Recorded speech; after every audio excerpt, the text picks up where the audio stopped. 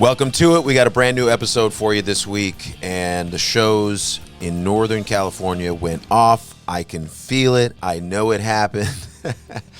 As always, I'm recording this a couple days before the weekend, so I have it all ready for you on Monday. That's just how it is. So I don't really know how the shows went, but I'm sure they went great. No matter what happens, we make it happen and we make it through. You guys, we got some shows coming up. Thursday, March 26th, 9:30 Club, Washington, D.C. It's been so long since we've been to Washington, D.C., and also 9:30 Club, home of At the Show. And then Friday, March 27th, the Norva, Norfolk, Virginia. That place is immaculate. Love it. Can't wait to be there on a Friday. Saturday, March 28th, the Fillmore, Charlotte, North Carolina. Bob, the producer, I hope you're going to be there. We haven't really talked about it yet, but it's going to be awesome. And Sunday, March 29, Charleston Music Hall, Charleston, South Carolina. Really, really, really excited to get back to South Carolina in general. It's been way too long. So come out and see us. MxPx with the Ataris. Going to be awesome. We're kind of, these are really the last 4 shows that I know of the Find a Way Home era. After that, we have MxPx, Goldfinger, Zebrahead, and Homegrown in Denver, Colorado, Saturday, April 11th at Mission Ballroom. Now, why is that different? Why is that the final? It's sort of, I think that's going to start our descent into, a different set list and doing a different, focusing on the new album coming up. I don't know. We'll see what. I just feel like those East Coast shows are kind of the last of that main Find a Way Home kind of era. I mean, we're still playing those songs, and that doesn't mean we're not going to play the songs. But like I said, we're going to switch it up a little bit. If you haven't already checked out our MxPx YouTube, go check that out. Subscribe to it. We have a ton of videos on there, obviously music videos, but we got live stream videos, and it's a great place to watch the live stream. MxPx.com for your merch and for tickets, hoodies, skateboards, T-shirts, socks. The socks are so good. We got dog tags. We got bottle openers. We got poker chips. We got vinyl. We got sweatshirts. Oh, I said hoodies, but we got actual sweaters, posters, the whole thing. We got this grill set, sunglasses. We got everything on here. I'm just looking through it. It's pretty awesome that we've really amassed this thing. And we're still a mom and pop store. We're not owned by a corporation or even another company. We're just out here making it happen. So thank you to the whole MxPx family, the whole MxPx crew. We couldn't be here without you guys. So much love. All right, let's get to some voicemails and then we'll see what happens. All right. Voicemails. Here we go. Hi, Mike. This is Marty in San Antonio. Happy New Year. And we're just touching base. We're still basking in the afterglow of punk rock Christmas. We had such a great time. It was so nice seeing all of my MxPx friends from all over the country. The community you guys have built has been, it is something really special. So it's always fun. It's always a mini reunion, every show. My 9-year-old asked if he could come to the show, and we figured this would be the ideal circumstance. So we talked about him staying home, and he didn't know he was going until we were at the airport. So he went from being devastated to just bursting with joy. But he came along. He had the absolute best time. The whole thing was just unreal. A simple fist bump on stage, and then you let him hold your bass. It really left an impression. He was flying high. So thank you so much for making it extra special and so memorable. He's definitely a fan now, and I'm forever grateful. I can't wait to see y'all next year. And thanks again for the many, many, many, many years of memories and just the absolute best time every single time. Please never stop. And I'm sure I will see you soon. Bye-bye. Good. Thanks, Mike, for letting me go to the concert. I really owe you one, and I hope you enjoyed that Texas guitar pick. Bye. Bye. Happy New Year's. That is amazing. Thank you so much, Marty. My gosh, like I love hearing that. How is it possible that it does get better and better every show? I'm talking about the experience. Even if we don't play as good, I feel like the experience somehow just keeps getting better, and that's usually not the case with bands, with concerts, with going to venues and festivals. It's like, oh, the more you go, the more you're like, but what makes it so special is the MxPx community. You're right. You're absolutely right. And shout out to your boy, 9-year-old, great age. My boy is also 9, and he just saw us kind of recently and got in the pit at the Showbox for 2 songs, and it made, I didn't know at the time, but it made me proud to hear about it. It's so cool, but the MxPx community really is what it's all about. And Punk Rock Christmas was a microcosm of everything that I see, but I saw it all in one place. And what I'm talking about is I looked out at this crowd when we're playing, and I could just tell that these were fans. And leading up to the show, a lot of, just hardcore regular fans that try to come to a lot of shows, they made a point to come to this show because this was an MxPx festival. It was a Christmas festival. It was kind of a specialty thing, but it was kind of testing the waters in a lot of ways. We've headlined a lot of festivals. I think I've mentioned this before. We pretty much headlined most of the festivals we do, unless it's something absolutely insanely big. But this was different somehow. This was more of the punk community coming together and the MxPx community coming together to make something special happen, and it really was special. So thank you everybody that came out to Punk Rock Christmas. I've said it right after we played on the podcast, and I'll say it again. It was amazing to see so many fans, and we did a meet and greet after and got to say hi to a ton of you. And Nico, yep, I remember the fist bump. So glad you came out. So glad it all worked out. Marty, thank you for the call. But more than that, thank you for just recognizing that we do have something special here with MxPx and with the community and the people that surround themselves with punk rock and MxPx, like-minded people. Love it. Love it, love it, love it. Yeah, let's do more. Let's do more. Let's just keep going. We have these shows on the East Coast. I know not everybody can make every show. That's not what I expect at all. In fact, it's a very small percentage of people that fly out to shows and, try to make it. Most people are they're waiting for their region, as they should, and they go to those shows in their area. But we appreciate every single one of you, whether you're traveling near or far. It's all effort, and it makes the wheels go around. Like I was saying before with the mom and pop store, we're not owned by a corporation, but corporations constantly try to own us and take take little pieces, the middlemen, the middle ladies taking their pieces from all the independent businesses out there and artists. And, it's always a fight. It's always a war. And the fact that we have the MxPx community right here on our back, it really means a lot. So thank you, Marty. Thank you, everyone. Please call in if you want to talk more about the MxPx community. I'd love to keep talking about it. The number is 360-830-6660.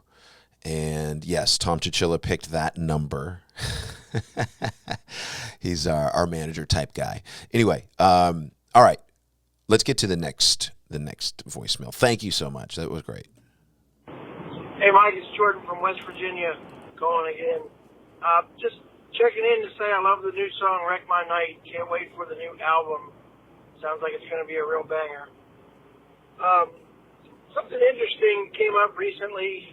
I know I've called in and talked about the Misfits before, but so the original drummer from the 77 Misfits apparently had some old recordings, from, I guess, practice or what have you. and there was a couple of songs on there that were previously unreleased. So they're kind of super rare and really desirable. Somehow it got leaked out, and it's already been bootlegged on vinyl, and, you know, the guys in the band are mad or whatever. But I just wanted to get your opinion on if you think that's okay, or if you're down with bootlegs, or you hate the idea of fans getting something that otherwise wouldn't be released. And does MxPx have anything like that sitting in the vaults from way back in the 90s that we may get our hands on someday? Let me know. Thanks. Hey, Jordan. Great question. Does MxPx have any unreleased stuff? And how do I feel about bootlegs? And you also liked the new MxPx song, Wrecked My Night. It's actually called Wrecked My Day, but thank you so much. Wrecked My Day, but you made my night. So, appreciate that. So let's get into this. Unreleased stuff, bootleg stuff. Let's start with the bootleg. What's my opinion on bootlegs? It depends. Do I like the songs? If I like the songs, I'm less mad. I think people get mad because they're not making any money off of it, you know, and it's not always about the money. I think if it screws up something that I'm doing, it would make me mad. Like Let It Happen messed with Slowly Going the Way of the Buffalo. Like, who knows, that album could have gone double gold, which would be platinum, and it didn't, because Let It Happen basically almost went gold as well. It's close now, but because Let It Happen came out a couple months right after Slowly Going the Way of the Buffalo, it kind of took away some of the sales from Buffalo, right? And we were mad about that. The songs themselves we were bummed about because they weren't really done. They were demos. And there's probably some more stuff like that hasn't been released. But I don't really have a hard, fast opinion on bootlegs. I think it's kind of cool. It's cool to get a bootleg. It's cool to have someone bootleg your stuff. But ultimately, I only like bootlegs if it doesn't really negatively affect myself or the artist that's bootlegged, right? So, you know, that kind of makes sense, I guess. But overall, I think it's kind of cool to have something that seems taboo, that seems like nobody else really has. If only a few people, like diehard fans, might find it. That's pretty cool. You know, there is, you know, you're asking, is there unreleased stuff? There's a few things. There's like demos from the albums where there's songs that have parts that don't exist anymore. Like, we just took out that part completely. That exists. I think Before Everything and After, there's a bunch of demos that leaked to the fan club. I don't know exactly how that happened, but we didn't shut that down. We just kind of let those fans listen to those versions, and it's kind of fun. You know, it's fun to go, oh, this is the original idea, and then it got recorded and it became this, and you know, it's kind of fun. So we have probably a few old songs that are unreleased, and over the years, yes, there's been some things that didn't make albums that are still good that have fallen through the cracks. But usually when we don't finish or we don't release a song, it's because it's not finished. It's because it's like, okay, we recorded this, but it feels like we could have done better. Like, we could have made this into a better idea. Instead, it feels half-baked. And that's usually why something doesn't make a record. Or if something doesn't make a record because it's a great song, but it just doesn't fit. It doesn't fit the vibe. It doesn't fit the sentiment. It doesn't fit the story of where we're going. And like, you know, I think, you know, we have so many different styles of songs, but you still want your body of work for that album to flow from one song to the next, and it makes sense in context of each other.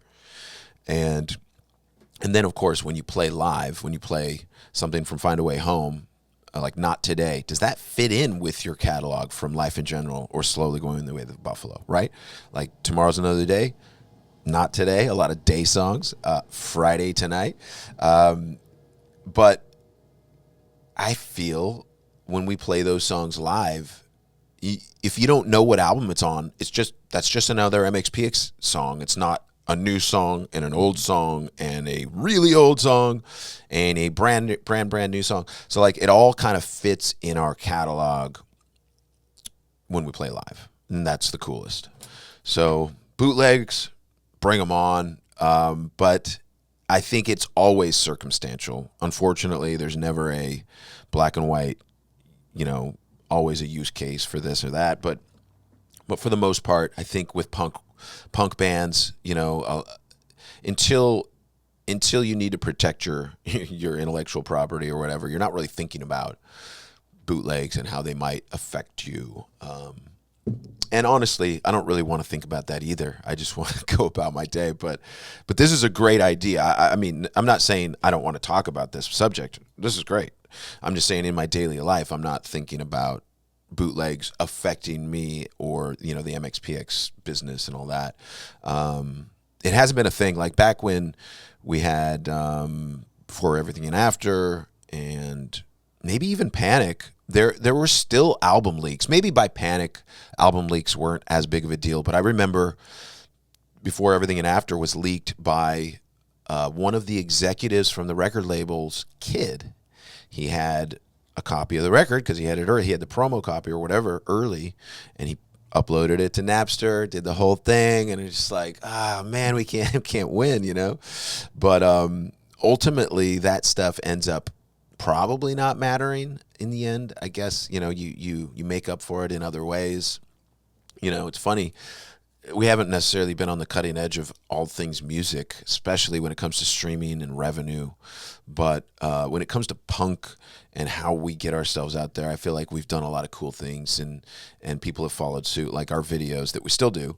That was not a thing that most bands did, and we were doing it. Honestly, I feel like before just about everybody.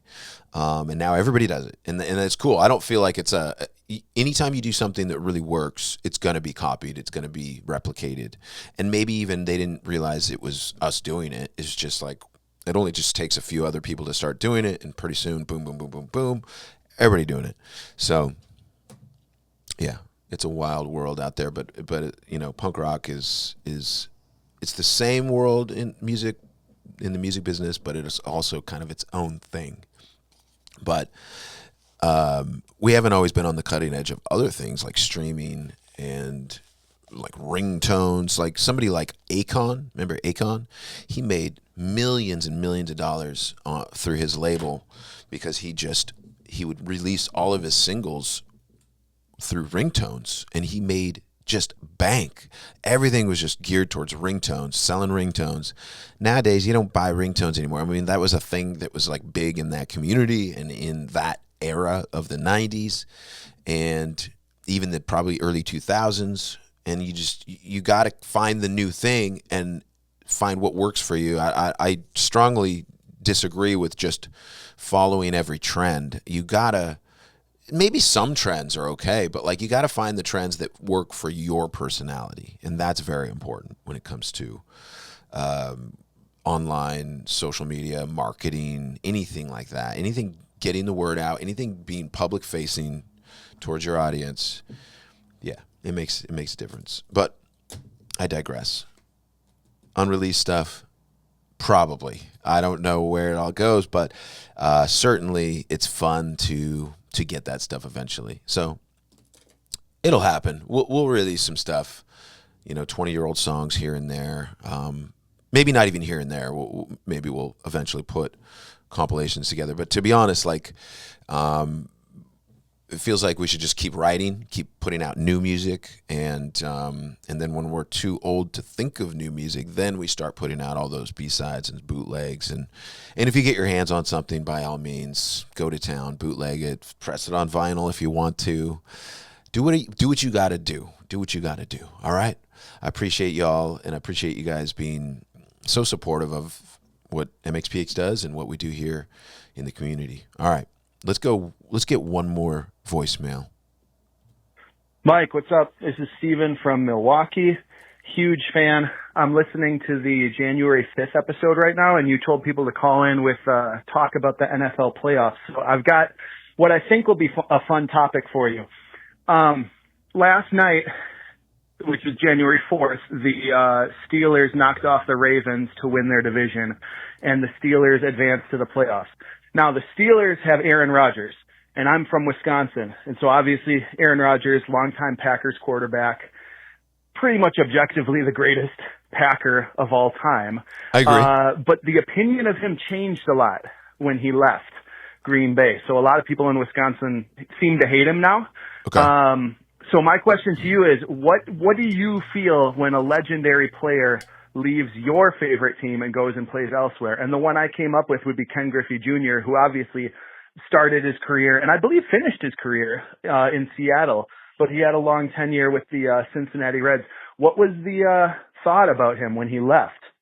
And then if you'll bear with me, I've got a couple of connections here between Seattle sports and Wisconsin sports. First of all, Russell Wilson, longtime Seahawks beloved quarterback. He played college ball at the University of Wisconsin. And then I got one more, and this one really bothered me when it happened. Back in 2003, Ray Allen was traded from the Milwaukee Bucks to the Seattle Sonics in exchange for Gary Payton and Desmond Mason. And obviously Gary Payton, that's a big name, but at the time he was near the end of his career. Meanwhile, Ray Allen was the heart and soul of the Bucks, and he was on the way up. And went on to have an incredible Hall of Fame career and won a couple championships. And the Bucks traded him away when he was like 27 years old or something, maybe even 26. Horrible move, but I hope you enjoyed him when you had him in Seattle. So my question to you, what's it like when an all-time great leaves your team and goes and plays elsewhere? Hope you're doing great, Mike. One more thing I meant to say, Wreck My Day sounds awesome. Can't wait for that new album. I'll be there to purchase it day one, and keep doing your thing, man. See ya. Great call, Steven. Appreciate it, man. I love this. All right, let's talk sports, and thank you for loving the new song. We're really excited about all this group of songs, so you guys are going to love it. All right, hey, let's get into it. So you were talking January 4th. Now we are talking January 26th, but I'm recording this January 21. Yes, January 21, Wednesday. I hate to date the podcast because this is evergreen stuff. Most of the time it is. This will be like a retrospective what actually happened. So the question really doesn't have anything to do with the playoffs right now, but I want to talk about the playoffs, and then we'll get into what happens when a legendary player leaves. So real quick, let's get into playoff picture. Aaron Rodgers, I was happy for him, man, because Aaron Rodgers is a legendary quarterback. I didn't get the hate, that he got when he left.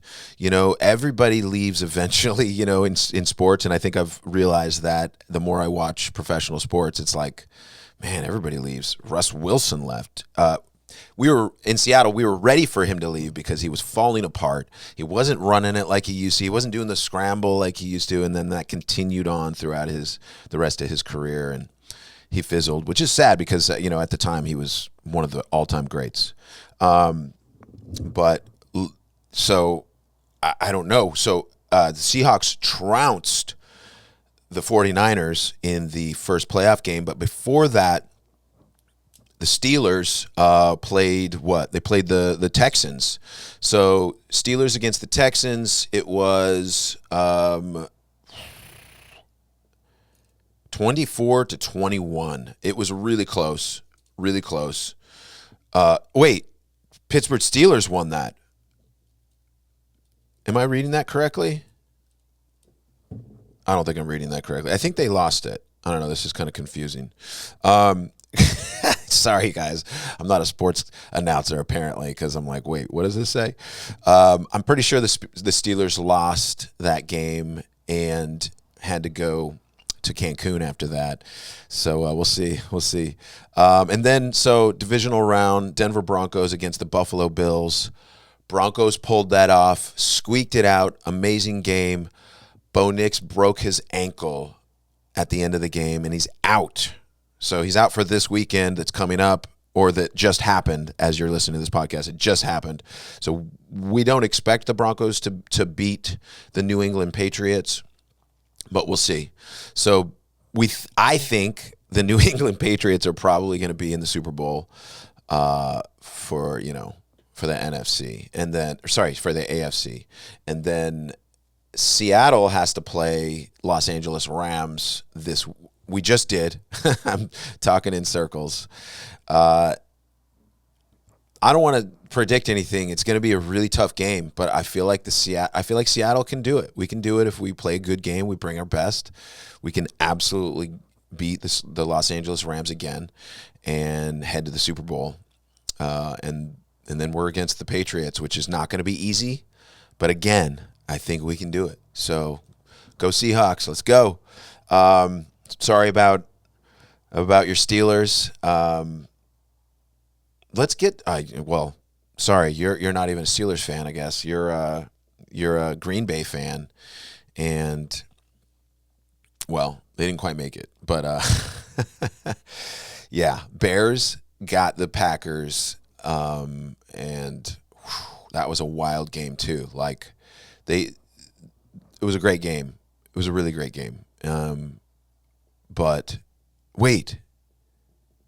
Yeah, Bears beat the Packers the wild card weekend, but then they lost the next round against the Rams. I couldn't believe that. They should have won that game. The Rams, I was like, I want to play the Bears. Let's go. I want to try this, Ben Johnson. You have to wait till next year to get the Seahawks. All right. What is it like when a legendary player leaves? For me, it was more about the Sonics. I hadn't been a huge Sonics fan most of my life for whatever reason. Maybe my parents, they watched football. My dad watched the Seahawks, so I was a Seahawks fan. But I went to one game in Seattle, and I loved it. It was great. And I was like, and then the next year, I think the Sonics left and went to Oklahoma City, and I was like, man, just when I get into the Sonics, they leave. And hopefully they're coming back soon. I hear this every year, like, yeah, a couple years they'll be back. But we'll see. Ken Griffey Jr., I wasn't paying enough attention. I was too young. I was doing the band stuff. I don't know what year that was, but I definitely knew who Ken Griffey Jr. was.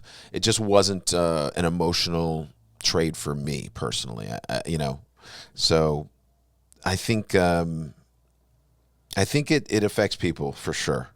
We get latched onto these people. Let's put it in terms of band members. When a band member leaves a band you love, how do you feel? You feel like it's not the same, and it's not the same. I mean, it's going to be a little different. It doesn't mean the band is going to be worse. It just means the band is going to be just a little different. And when our first guitar player, Andy Husted, he was on Poking At Ya. When we went from that to Teenage Politics with Tom Wisniewski, that's a major change. Was it all Tom? No. Was it all Andy? No.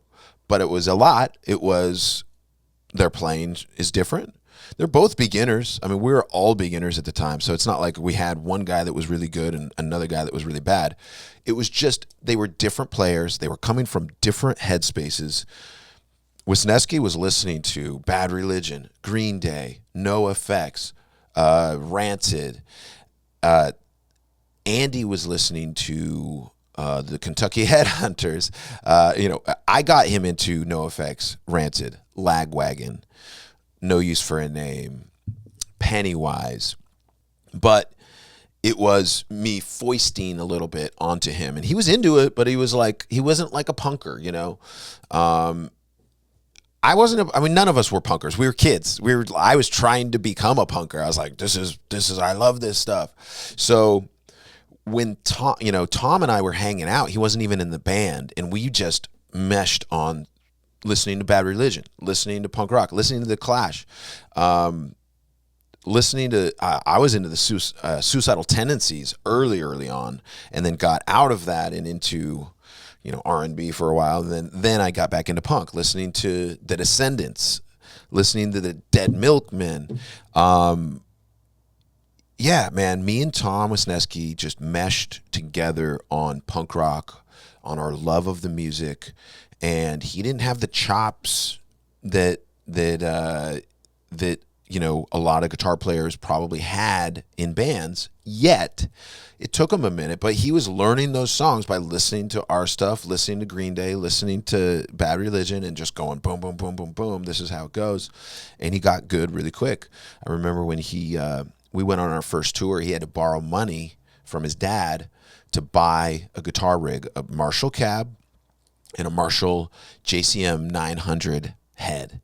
And he got that rig. It was probably like all in all $1,500 or something, brand new, and it got beat up on tour. But when we got back from that first tour, 1995, we all had enough money. I don't even know how we made money, to be honest. I think things were just, the expenses were so low that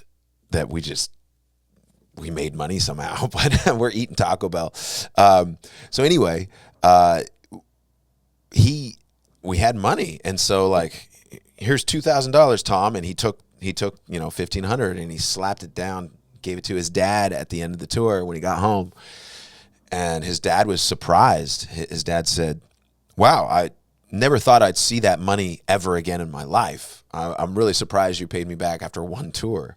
So you know, I didn't have those kinds of markers, you know, for like, okay, now we're doing really well. But I never took the time to really think about those things. But like that to me, like hearing that story from Tom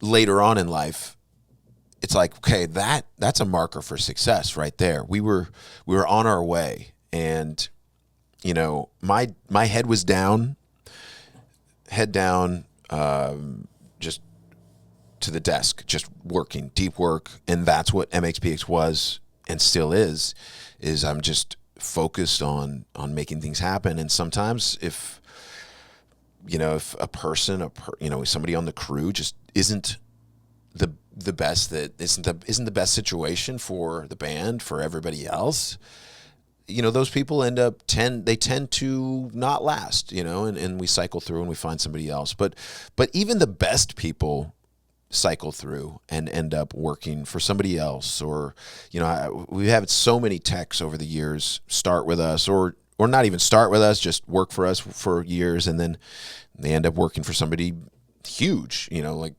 even some of my favorite bands, you know. So it's awesome. Like Neil is a good example. He works for Pearl Jam. He's worked for them for 20 years, and I think he worked for Good Charlotte before that, and then before that MxPx, right?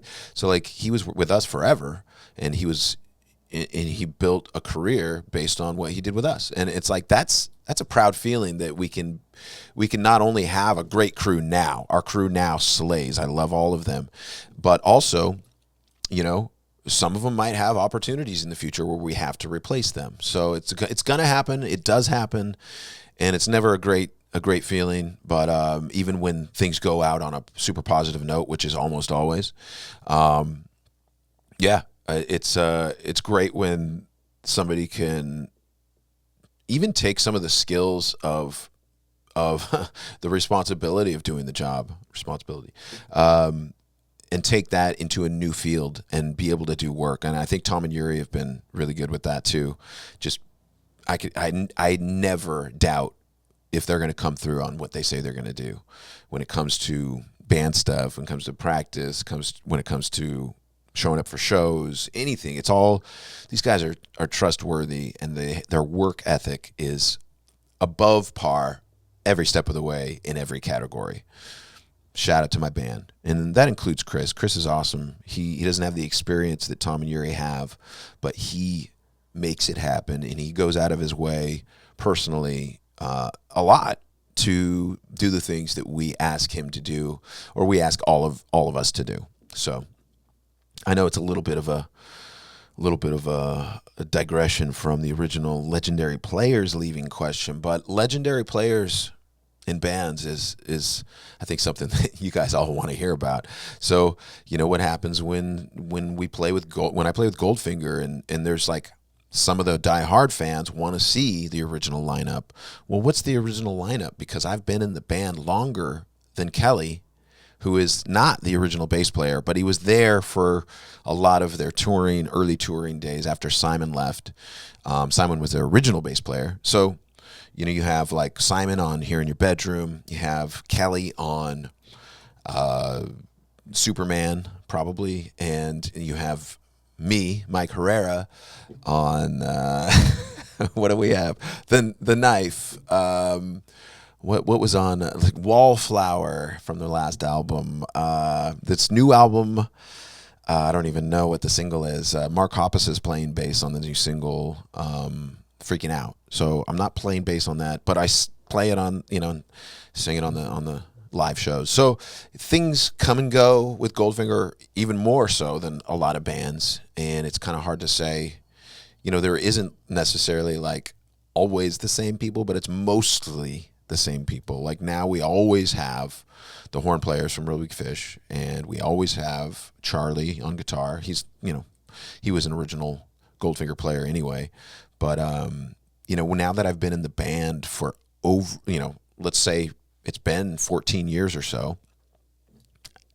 Yeah, I might not always be in Goldfinger, and I sometimes miss shows, but yeah, for the most part, I'm like the new guy that's also been in the band longer than Kelly. So, the funny thing is Kelly was in Australia with them because I couldn't be there, and I think the bummer about Kelly playing is I can't ever hang out with him with Goldfinger because he's only there when I'm not there.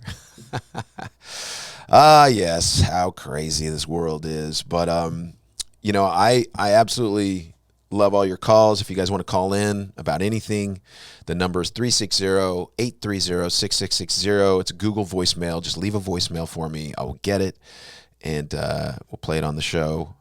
Boom. I haven't done a Music Monday in a little while. I will do one eventually, but I've never been busier, you guys. I know I say that every time, but honestly, January has been insane.